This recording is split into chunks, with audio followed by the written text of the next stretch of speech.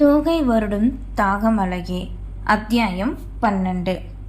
பூமி பூஜை நடக்கும் இடத்திற்கு 7 மணி போலே வந்துவிட்டான் ஹரி. 2 நாட்கள் முன்புதான் சுவர் மொத்தமும் இடித்து தளம் போன்று அமைத்திருந்தான். மொத்தம் 7 சென்ட் என்பதால் வெறும் இடமாக பார்ப்பதற்கு பெரிதாக தெரிந்தது. பக்கத்தில் காலி இடம் என்பதால் மணல் போட்டு வைக்க தோதாக இருக்கவே சென்னையிலிருந்து இன்ஜினியர் ஒருவன் அதிகாலையிலே வந்திருந்தான். அவனையும் அழைத்து கொண்டு இங்கு தேவையான ஏற்பாட்டினை செய்தான் ஹரிஹரன். சிட்டியில் போய் வீடு கட்டாம இங்கே போய் கட்டணும்னு சொல்ற? என்ன இருந்தாலும் சொந்த மண்ணை விட்டு போக முடியாதுல்ல. பூர்வீகத்து வீடு கட்டுறது தானே பெருமை. எங்கவே என்ன சொல்ற? உனக்கு சென்னை தானே பூர்வீகம். அது இந்த ஊரு பொண்ணை கல்யாணம் பண்ண போறல, இந்த ஊர்ல தான் குறைஞ்சது 7-8 வருஷமாவது வேலை பார்க்க போறேன், அதனால சொன்னேன். அது சரிதான். எத்தனை சென்ட்ல வீடு உனக்கு வேணும்னு சொல்லு, அதுக்கேற்றது போல பட்ஜெட் எவ்வளோ வரும்னு சொல்லிடுறேன். பூஜை முடிஞ்சதும் நாம் அதை பற்றி பேசிக்கலாம் எங்க சரி என கேட்டுக்கொண்டான். நேரம் செல்ல ஐயர் ஒருவர் வரவே, தம்பி நீங்க தான் இங்கே வீடு கட்ட போறீங்களா? ஐயா தான் தகவல் கொடுத்து வர சொன்னாரு என்க. ஆமா, இந்த இடம்தான் என்று இடத்தினை சுற்றி காட்டி எந்த மூலையில் பூஜை செய்ய வேண்டுமோ அந்த இடத்தில் சற்று சிறிய குழியை தோண்ட கூறினர். அதன்படியே குழி தோண்டி முடிக்க சரியாக உலகநாதனும் தன் குடும்பத்தாரோடு அங்கு வந்து சேர்ந்தார். தன்னவன் எடுத்து கொடுத்த புடவையை கட்டிக்கொண்டு சிறிது அலங்காரமும் செய்து காரிலிருந்து இறங்கினாள் நந்தனா. முழு நிலவினைப் போல் முதல் முறையாக பார்க்கும் குழந்தையை போன்றுதான் நந்தனாவினை கண்டான் ஹரி. அவனின் பார்வை கண்டு நாணம் கொண்டவளோ தலைகுனிய அதிசயமாக தெரிகின்ற வானவில்லை போன்றுதான் தெரிந்தாள் நந்தனா. வாங்க. முன்னே வந்து அழைக்க, எல்லாம் ஏற்பாடு பண்ணியாச்சா? ஏதாவது தேவைன்னா சொல்லுப்பா. உலகநாதன் முன்னிலையில் நிற்பது போன்று கோரி கேட்டார். தேவையில்லை, நான் பார்த்துக்கிறேன் பட்டண ஹரி கூறவே, அதை அவர் உணரும் முன்னே நாளையாச்சு ஐயர் கோரினார். எல்லாரும் இந்த பக்கமாக உட்காருங்க, யார் வீடு கட்ட போறீங்களோ அவங்க மட்டும் முன்னாடி வந்து உட்காருங்க என்றதும் அணிந்திருந்த செருப்பினை கலட்டிய ஹரி நந்தனாவை அழைத்தான். நானா? வேண்டாமே, இது நீயும் நானும் சேர்ந்து வாழ போற வீடு, வா அழைக்கவே அவளோ தந்தையை கண்டாள். நாப்பில கூப்பிடுறாருல, போமா. எங்க? ஏன் உங்க அப்பா சொன்னாதான் வருவியா? பட்டன கேட்டான். அப்படி இல்லை, வா நேரமாச்சு என்றவாறு முன்னே சென்று அமர அருகில் வந்து ஜரிகை வைத்த பட்டு புடவையில் அமர்ந்தாள் நந்தனா. மற்றவர்கள் பின்னே அமர அனைத்தையும் யார் கவனித்தார்களோ இல்லையோ செல்வா நன்றாகவே கவனித்தான். ஐயர் கூற சொன்ன பூமி பூஜை மந்திரங்களை கூறி குளிக்குள் பூ போட்டு பால் ஊத்தி என்று அவர் செய்ய சொன்னதையெல்லாம் ஒன்றாகவே செய்தனர். முதல் முறையாக ஹரியின் கரங்களும் நந்தனாவின் கரங்களும் இணைந்து நல்ல காரியம் செய்தது. அதுவே அவர்களுக்குள் நடந்த முதல் தொடுகையும். தன்னவளின் பட்டு பரிசுத்தை கூட முழுதாக உணர முடியாத நிலையில் வேறொரு எண்ணத்தோடு இருந்தான் ஹரி. நந்தனாவோ அதற்கு மாறாய் வெக்கத்தோடும் கூச்சத்தால் கொண்ட தடுமாற்றத்தோடும் அமர்ந்திருந்தாள். ஒற்றை செங்கலை இருவரும் சேர்ந்து அந்த குழிக்குள் வைத்து தாங்கள் வாழப்போகும் வீட்டையும் மட்டுமல்ல வாழ்க்கையும் சேர்ந்துதான் தொடங்கினர். அனைத்தும் முடிந்து ஐயர் சென்றுவிட, சரிப்பா அப்போ நாங்களும் கிளம்புறோம் என்க. சரி, நந்தனா மட்டும் கொஞ்ச நேரம் இருக்கட்டும், நானே கொண்டு வந்து வீட்டில் விட்டுறேன். அது எப்படிப்பா? என்ன இப்படி கேட்குறீங்க? நான் அவளோட வருங்கால கணவன் தானே, என் கூட கொஞ்ச நேரம் இருக்கிறதுல என்ன தப்பு? உள்ளுக்குள் இருந்த கோபத்தை அனலாய் வார்த்தைகளில் பட்டென தெரிக்கவே உலகநாதனுக்கு மூக்கு அறுபட்ட உணர்வு. என்னங்க? நந்தனா மெல்ல அழைக்கவே, நீ விருப்பப்பட்டு உன் ஆசையை சொல்லு, அதுபடி தான் இந்த வீட்டை நம்ம கட்ட போறோம். அதுக்கு தான் உன்னை இருக்க சொன்னேன்.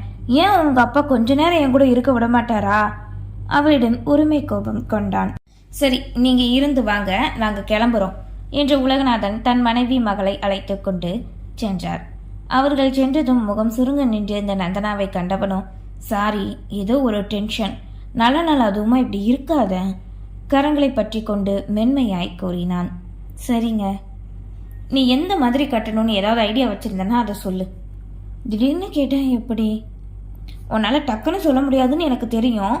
உன்னை இங்கே வச்சதுக்கு காரணமே உன் கூட கொஞ்ச நேரம் செலுத்தலான் தான், வா என்று அழைத்து வந்து இன்ஜினியர் இருக்கவே அவளிடம் அறிமுகப்படுத்தி வைத்தான். முதலில் தண்ணீருக்கு போரும் பவரும் வேணும், அதற்காக ஏற்பாட்டினை செய்ய வேண்டுமென கூறவே கேட்டுக்கொண்டு எந்த இடத்தில் போர் போட வேண்டும் என்பதையும் கூறினான் வந்தவன். சரி, நான் இந்த 2 வேலையை முடிச்சுட்டு கால் பண்ணுறேன்.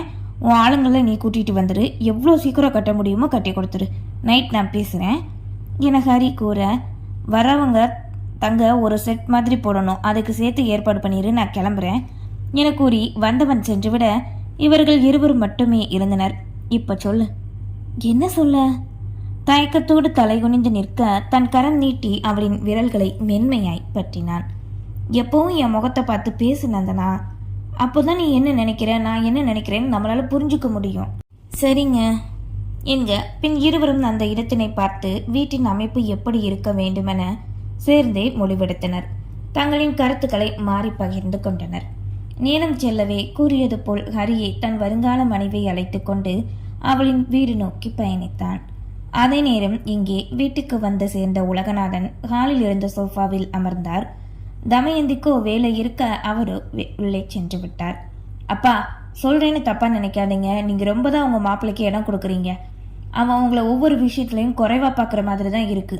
பேச்சு கூட சரியில்லை. இப்போ எல்லாம் ஒரு பைசா கூட வாங்காம அந்த இடத்த அவனுக்கு நீங்க கொடுத்தீங்க.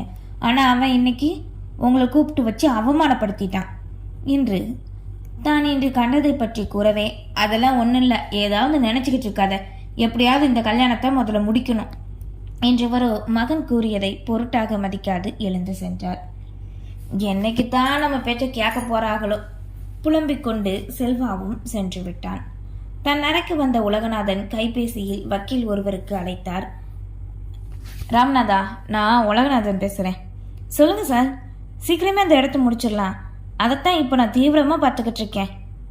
அது இருக்கட்டும், என் பொண்ணை நான் தத்தெடுத்து வளர்க்குறேன்னு எதுக்குன்னு உன்கிட்ட ஒரு நாள் சொன்னேன், ஞாபகம் இருக்கா?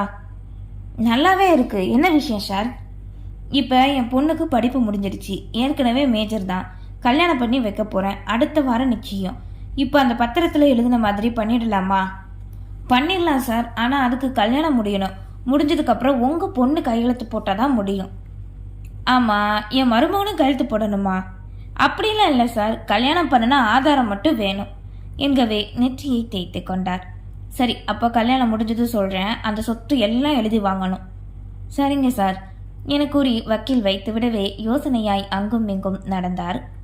நந்தனாவின் மீது இருக்கும் கோடிக்கணக்கான சொத்தை தன் பெயருக்கு மாற்ற வேண்டும் என்பதுதான் அவளை கரம் பற்றி சிறு குழந்தையாய் தன் வீட்டுக்கு அழைத்து வந்த போது எடுத்த முடிவு.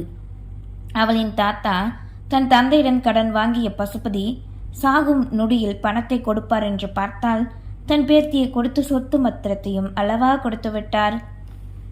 நினைவுகளோ கடந்த காலத்தை நோக்கி பயணித்தது. நந்தனாவிற்கு 7 வயது இருக்கும் வருடம். உலகநாதனிடம் அவனின் தந்தை ஒரு முகவரியை கொடுத்து அதில் வசிக்கும் பசுபதியிடம் வட்டியும் மொத்த அசலையும் சேர்த்து வாங்கி வர கூறினார். என்னப்பா இது மதுரை முகவரியா இருக்கு? ஆமாலே, என்கிட்ட வாங்கி 3 வருஷம் ஆக போகுது. 4 லட்சம் பணம் வாங்கிட்டு போனா வட்டியும் வரல, காசும் வரல. என்னன்னு போய் நேரில் பார்த்துட்டு வா. இவ்வளோ நாள் கேட்காம இப்போ கேட்டுட்டு இருக்க? போன் அடிச்சா இப்போ அப்பன்னு சொல்கிறான், நேரில் போனதான் சரியா இருக்கும். அதான். அது சரிதான்ப்பா, நீ பரலோகம் போகிறதுக்குள்ளே எவங்கிட்ட எவ்வளோ பணம் கொடுத்தேன்னு சொல்லிட்டு போயிரு என கூறி மனைவியிடம் சொல்லி அன்றே கிளம்பினார் உலகநாதன். மதுரை வந்து முகவரியை கண்டுபிடித்து அங்கே போக ஒரு சிறு பெண்ணோ வாசலில் பொம்மையை வைத்து கொண்டு விளையாடியவாறு இருந்தாள். உலகநாதனுக்கு அப்போது ஒரே ஒரு மகன் மட்டுமே இருந்தான். ஆஸ்திக்கு 1 அந்தஸ்துக்கு 1 என்பார்களே, அதை போல் இன்னொரு பிள்ளை வேணும், அதுவும் பொம்பளை பிள்ளை வேணும் என்ற எண்ணம் உலகநாதனுக்கு மலையளவு ஆசையில் இருந்தது. தமயந்தியால் இன்னொரு பிள்ளையை பெத்தெடுக்க முடியாது என்று மருத்துவர் கூறியிருக்க அன்றிலிருந்து ஆசை மனைவி கூட அடிமை மனைவியாக மாறி போக வைத்தார். தனியாக விளையாடி கொண்டிருந்த அழகான தேவதை மகளை கண்டதுமே அவளின் அருகில் அமர்ந்தவரோ, பாப்பா உன் பேர் என்ன என்க புதிதான ஒருவனை பார்த்ததும் உதடு பித்திக்கினாள். அழுகைக்கு நொடியில் சென்றுவிட மெல்ல தூக்கி தன் மடியில் வைத்து கொண்டவரோ, ஒன்றும் இல்லை, நான் உன்னை எதுவும் பண்ண மாட்டேன், சரியா? கொஞ்சியவாறு கூற பேத்தியன் சத்தம் கேட்டு உள்ளிருந்து தளர்வோடு வந்தார் பசுபதி. யாரது என்க, நான் உலகநாதன் என்று தன்னை அறிமுகப்படுத்தி யாரென கூறவே கேட்டுக்கொண்டார். இன்னமும் நந்தனா அவரின் கையில் தான் இருந்தாள். பணத்தை வாங்கிட்டு போகலான்னு தான் வந்தேன், ஏமாத்திட்டு போக நினைச்சிங்களா? வட்டியோடு சேர்த்து இன்னைக்கு ஒழுங்கா கொடுங்க. குரல் உயர கூறவே சிறு பெண்ணோ பயந்து தாத்தாவிடம் தாவினாள். வயதானவரால் எங்கே அவளை கைகளில் ஏந்த முடியும்? இறங்கிய நந்தனா தாத்தாவின் கால்களை கட்டி கொண்டாள். குழந்தை பயப்படுறா, உள்ள வா தம்பி, பொறுமையா பேசலாம் என்கவே சரி என வீட்டின் உள்ளே நுழைந்தான். 2 மாடி வீடு, அதுவும் கீழே 2 படுக்கை அறை, மேலே 2 படுக்கை அறை என்று இருந்தது. வீட்டினை பார்த்தவாறு அமர்ந்திருக்கவே அருகில் அமர்ந்து பேச்சினை ஆரம்பித்தார். தம்பி, என்கிட்ட இப்போ பணம் எதுவும் இல்லைப்பா. நானே ஏதோ மேலே இருக்கிறவங்க வாடகை கொடுக்க அதை வச்சு வயிற்று பழப்ப ஓட்டிக்கிட்டு இருக்கேன். அதுக்கு நாங்கள் என்ன பண்ண முடியும்? இன்னும் கொஞ்சம் அவகாசம் கொடுத்தா எப்படி? இன்னைக்கோ நாளைக்கோ சாக போகிற உனக்கு அவகாசம் எப்படி கொடுக்க முடியும்? ஏதாவது பணத்துக்கு வழி சொல்லு, அப்போதான் நான் போவேன். பணம் வந்தாகணும் என்கவே நந்தனாவோ வீட்டுக்கு வந்ததால் அவரின் மடியில் வந்து அமர்ந்து கொண்டாள். தாத்தாவின் முகத்தை தவிர இந்த வீட்டினுள் யாரின் முகத்தையும் கண்டதில்லை.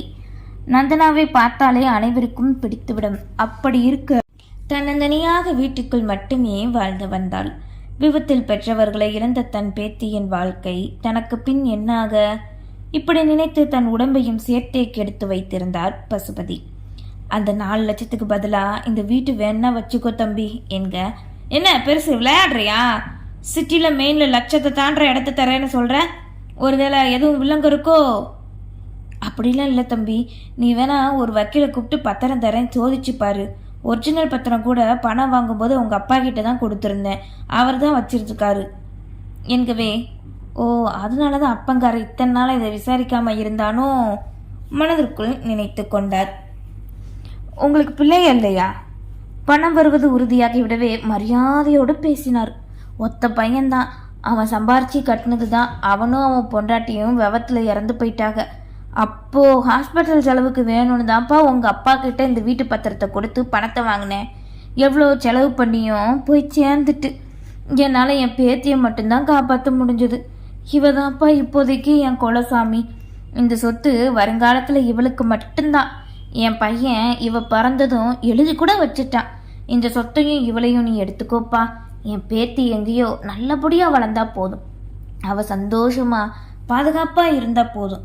நான் நல்லா பார்த்த 1 மாதம் 2 மாதமும் செத்து போயிடுவேன் தம்பி. என்ன பெரியவரே இப்படி சொல்கிறீங்க? இந்த பொண்ணால் என்னால் எப்படி வளர்க்க முடியும்? வளர்ந்த பின்னாடி சொத்தை கேட்கவும் நான் கொடுக்கணுமா?